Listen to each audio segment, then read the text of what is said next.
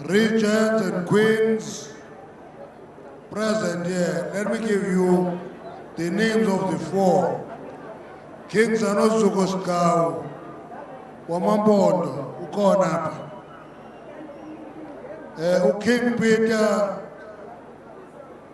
Ramabulane, Wamavenda, ukhona. Regent Nkosikazi Mujaji, the Rain Queen, ukhona. That's why Zamani, because the regent Khosikulu Mujaji is a Rain Queen. There is going to be floods in the Northern Cape now. Queen Katrina Esau of the Bushman clan. It's in the Asbagasti Bushman. We think it's an insult. Queen Katrina Esau of the Bushman tribe is here. Welcome here.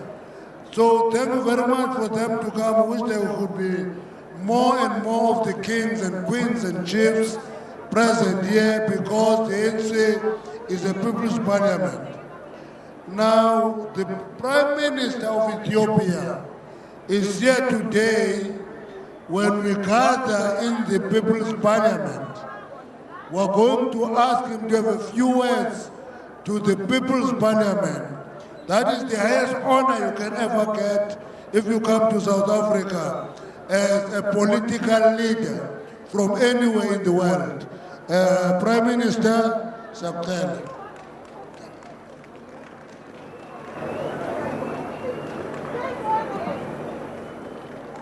Amanda, Comrade Cyril Ramaphosa, President of the African National Congress, members of the ANC National Executive Committee, leaders of the ANC Women's League, Veterans League, and the Youth League, comrades and friends, fellow South Africans. On behalf of Prosperity Party, allow me to extend warmest greetings from the Ethiopian people to the people of South Africa. On this occasion of the 180th anniversary celebration of the African National Congress. I would also like to mention how I am privileged to be in this historic and beautiful diamond city of Kimberley. The ANC was built over decades through blood and sweat, successive generations of South Africans dedicated to the cause of freedom and dignity. Today is a day to pay tribute to the fallen, and the day to give thanks for their sacrifice in the service of their beloved nation. We, Ethiopians, always cherish and look with utmost admiration the great heroism of South African men and women in their successful struggle to end apartheid. ANC today is a result of this unbroken chain of proud men and women who served their nation with honor, who fought the system of repression that was so abhorrent to the human spirit, and who suffered so that we might know freedom and dignity. On this occasion, we salute our freedom fighters such as Nelson Mandela, Walter Sisulu, Oliver Tambo, Chris Hani, Ahmed Katarada, and many others who dedicated their lives to the struggle for the better South Africa and a better world. We also salute the current leaders and President Ramaphosa for keeping strong the democratic and progressive vision that Madiba introduced. I have no doubt, under the leadership of ANC, South Africa will continue to be a more equitable, wealthier, healthier, and a more tolerant and hopeful nation that inspires the rest of Africa. Comrade President, comrades and friends, fellow South Africans, the friendship between the people of Ethiopia and South Africa goes back decades before the establishment of formal diplomatic relations of the two countries. The people of Ethiopia and South Africa share a long history of strong bonds.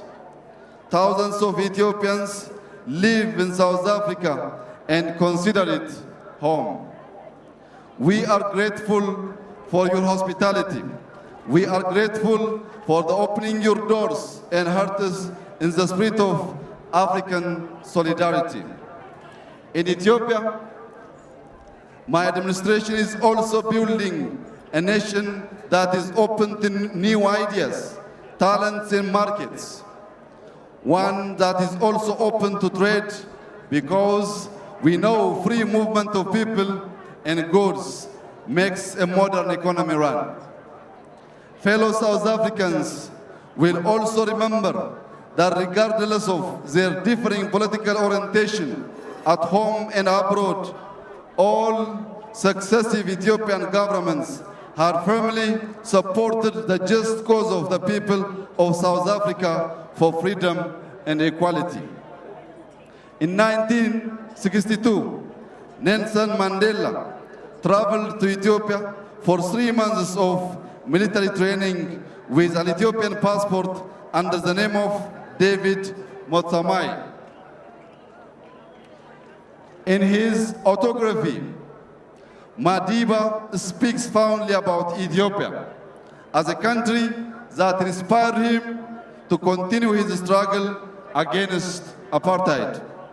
He said, and I quote, "Ethiopia always has a special place in my imagination, and the prospect of visiting Ethiopia attracted me more strongly than a trip to France, England, and America combined. I felt I would be visiting my own genesis and unearthing the roots of what made me an African."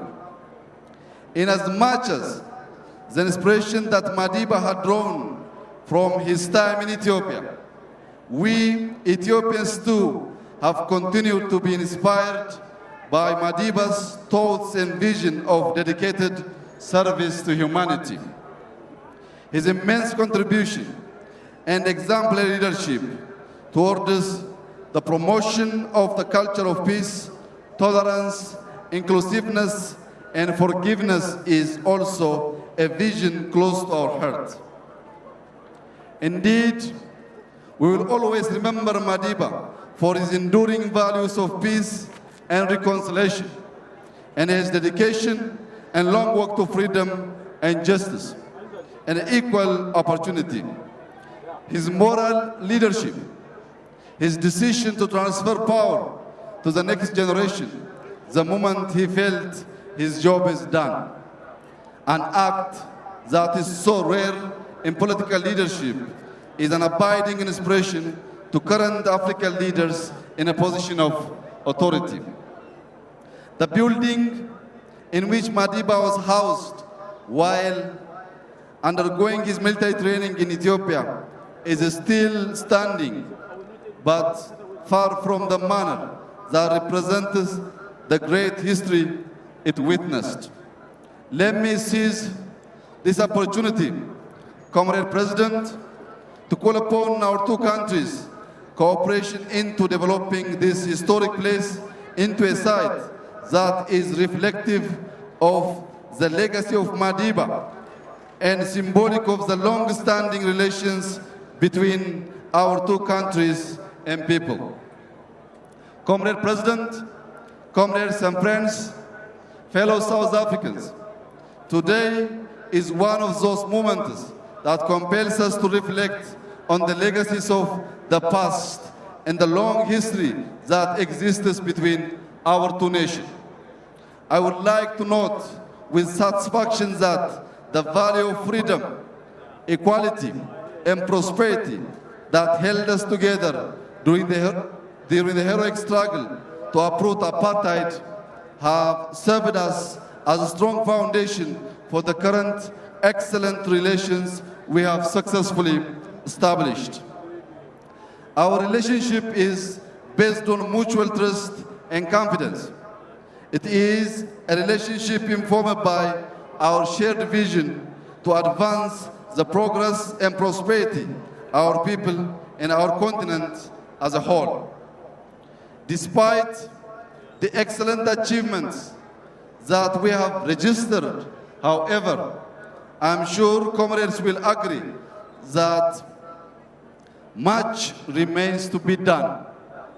We in Ethiopia are undergoing a comprehensive and significant reform process. We have also completed the task of bringing together almost all members of the ruling coalition EPRDF and the affiliated parties into a single national party called Prosperity. We are keen to establish a structured platform to share views and experiences with ANC. It's imperative that we enhance the level of our party-to-party relation further towards more substantive and fruitful collaboration between our two governments and towards the realization of prosperous, peaceful, and integrated Africa as envisioned in the Africa Union Agenda 2063. Let me use this opportunity to express my commitment that my party will continue to closely work with the ANC in the spirit of Pan-Africanism to the benefit of the peoples of both countries and through our joint continental leadership to the benefit of Africa and beyond.